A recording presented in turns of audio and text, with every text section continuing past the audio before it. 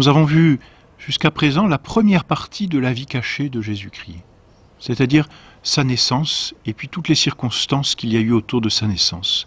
Sa naissance, ensuite la manifestation de sa naissance au berger et au roi mage, circoncision, présentation au temple, et puis ensuite massacre des saints innocents qui d'ailleurs sont fêtés le 28 décembre dans l'Église. Saint Joseph, la très sainte Vierge, l'enfant Jésus, la Sainte Famille, c'est comme cela qu'on les appelle, sont en Égypte. Et là, Saint Joseph est obligé de retrouver un travail pour nourrir sa famille, en attendant qu'on lui dise finalement de rentrer en Terre Sainte. Et puis voici qu'un beau jour, ou plutôt une belle nuit, un ange apparaît encore à Saint Joseph en songe et lui dit « Retourne dans ton pays, celui qui en voulait à la vie de Jésus est mort. Le roi Hérode est mort.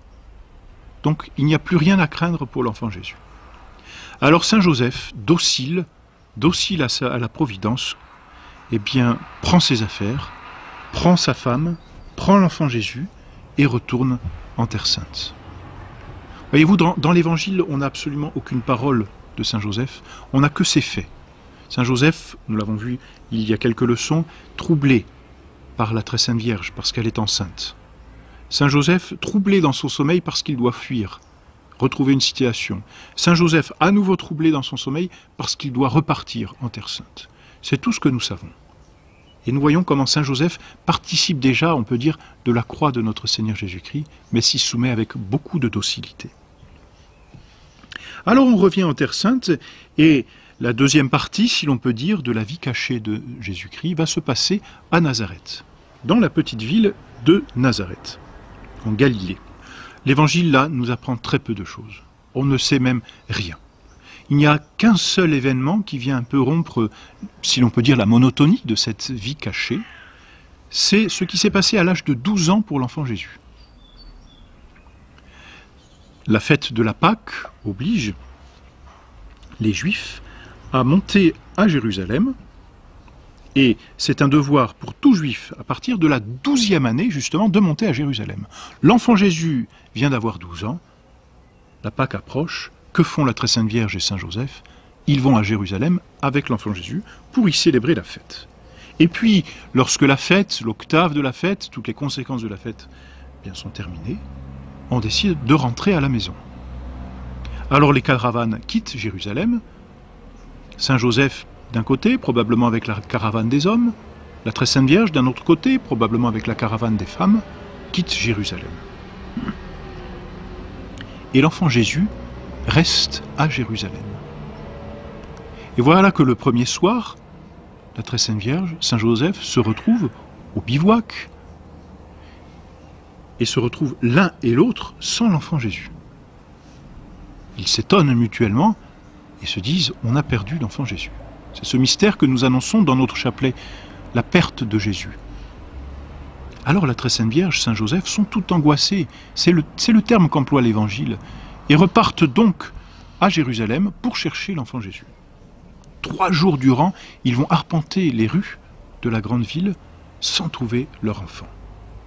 Quelle angoisse dans le cœur d'une mère, quelle angoisse dans le cœur de Saint Joseph, qui, s'il n'est pas le père naturel de l'enfant Jésus, en est cependant le père putatif, c'est-à-dire qu'il a une responsabilité sur l'enfant Jésus, qui plus est, sur Dieu.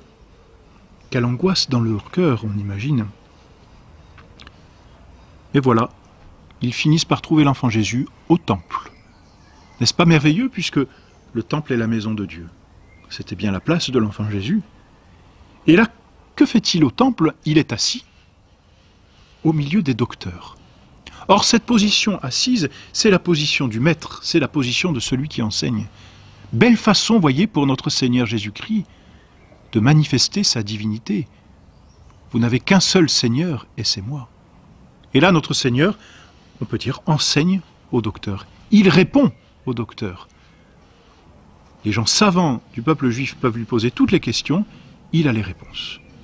Il enseigne dans le temple.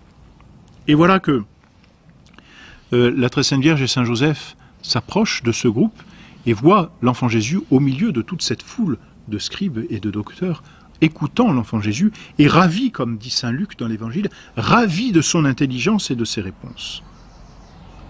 Et alors la très sainte Vierge avise l'enfant Jésus et lui dit « Ton Père et moi te cherchions tout angoissés. » Et notre Seigneur répond à la très sainte Vierge, non pas de façon insolente, c'est entendu.